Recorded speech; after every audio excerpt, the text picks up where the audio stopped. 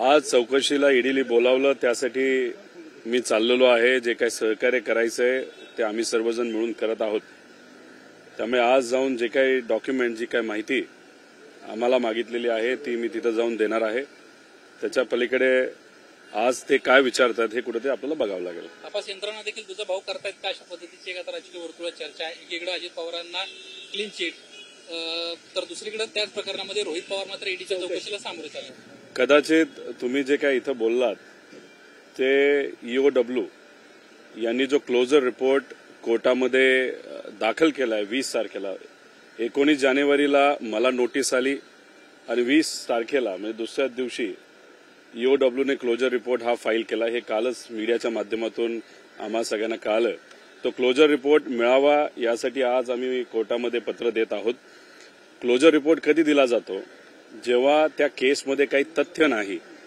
ज्या केससाठी मला समन्स आलेला आहे आणि फक्त मलाच नाही पण त्याच्यात अनेक लोकांची नावं आहेत, ठीक आहे, समन्स मलाच आलेला आहे, तर ते क्लोजर रिपोर्ट केसमध्ये काही तथ्य नाही असं जेव्हा आपण म्हणतो तेव्हा ते दिलं जातं. त्याच्यामध्ये काय लिहिलंय हे माहिती घेतल्यानंतर आपल्याला कळेलच.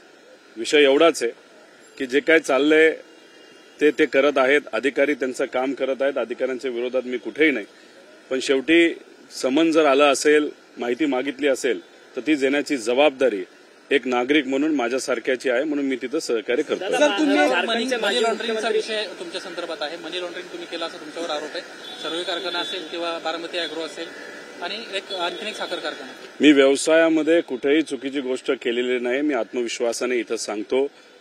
मी व्यवसायामध्ये आधी आलेलो आहे, नंतर राजकारणात आलेलो आहे. असे अनेक लोक आहेत की जे राजकारणामध्ये पहिल्यांदा आलेले आहेत आणि व्यवसायामध्ये नंतर आलेले आहेत. आणि व्यवसायामध्ये आल्यानंतर त्यांना आर्थिक कुठलीही अडचण आलेली नाही. पण मी व्यवसायामध्ये जेव्हा आलो पहिल्यांदा अनेक अडचणींना मला सामोरं जावं लागलंय. त्यावेळेस सुद्धा मी संघर्ष केलेला आहे आणि आज राजकारणामध्ये एक विचार घेऊन पुढे जात असताना आजही मला संघर्ष करावा लागतोय. फक्त मी एकटाच संघर्ष करतोय असं नाही. महाराष्ट्राची तमाम सामान्य कुटुंबातली लोक आज संघर्ष वेगळ्या वेगळ्या पद्धतीने तिथं करत आहेत. राज्य सहकारी बँकेनं खरं तर कारखाना विक्रीला काढला आणि त्याच्यामध्ये तुम्ही घेणारे म्हणजे तुम्ही पार्टिसिपेट झाला होता. असं असताना अधिकाऱ्यांना किंवा बँकेला बाजूला ठेवत जो घेणार आहे त्याच्यावर ही कारवाई होती अशी देखील चर्चा. एक समजून घ्या, बाकी 70 लोकांनी जेव्हा कारखाने घेतले होते तेव्हा तिथं एक राजकीय बोर्ड होतं, नाही तर डायरेक्टर होते बँकेवर. जेव्हा मी कारखाना घेतला तेव्हा तिथं प्रशासक होतं, IAS अधिकारी होते.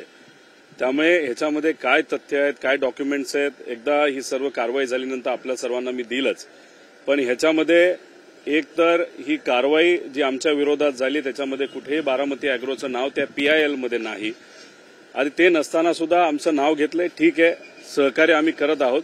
शेवटी नागरिकाची एक जबाबदारी असते की जे काही मोठ्या संस्था असतात त्यांनी आपल्यावर एखादं ऑब्जेक्शन घेतलं, समन्स पाठवलं, आपल्याला कारवाई करण्याचा जर विचार त्यांनी केला असेल तर सहकार्य करण्याची भूमिका ही नागरिकाची असते, तशी आमची आहे. देशभरातल्या सगळ्याच विरोधी पक्षातल्या नेत्यांची ईडी चौकशी होताना पाहायला मिळतं. काल हेमंत सोरेन जे झारखंडचे माजी मुख्यमंत्री आहे त्यांना ईडीकडनं काल रात्री उशिरा अटक करण्यात आली आणि त्यानंतर त्यांचं ट्विट जे आहे हम लढेंगे म्हणून तुम्ही रिट्विट केलं आणि त्याला उत्तर दिलं जय हिंद जय महाराष्ट्र. जय हिंद जय महाराष्ट्र मी म्हणालेलो आहे आणि आजची एन्क्वायरी कशी जाती बघूया. पण एकच आहे, योगायोग बघा, इलेक्शन आता पुढच्या काही महिन्यांमध्ये लागणार आहेत या देशामध्ये आणि अशा प्रकारच्या कारवाई सुरू झालेल्या आहेत. त्यामुळे सामान्य लोकांमध्ये चर्चा वेगळी आहे. मी अजूनही समजतो अधिकारी त्यांचं काम तिथं करत आहेत, प्रामाणिकपणे करत आहेत.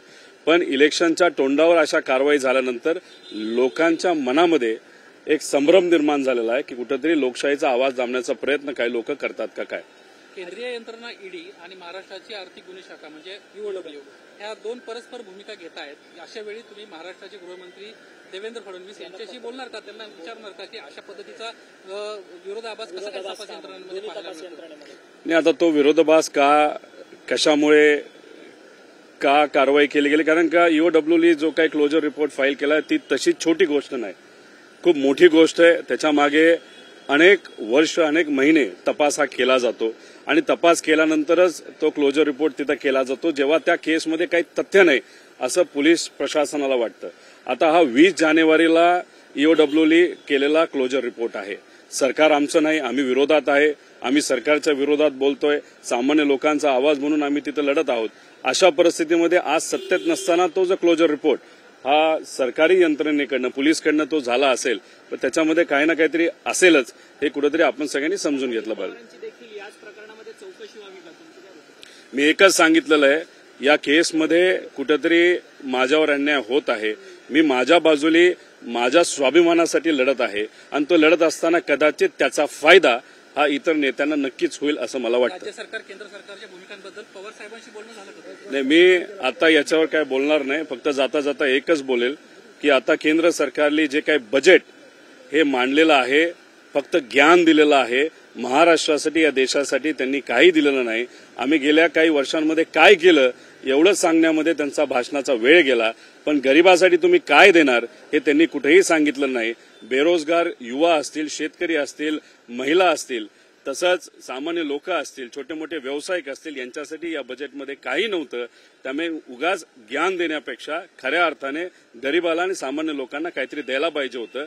हे याच्यासाठीच बोलतोय की महाराष्ट्रावर या बजेटमध्ये अन्याय झाला, पण महाराष्ट्रामध्ये आज जे सरकारमध्ये नेते आहेत त्यांना फक्त स्वतःचं पडलेलं आहे.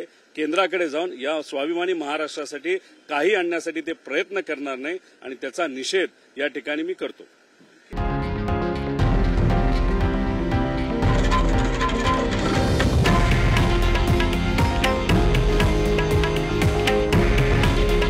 हे आहे देशातील नंबर 1 न्यूज नेटवर्क आणि आपण पाहत आहात TV9 मराठी. काळजी तुमची, हित महाराष्ट्राचं.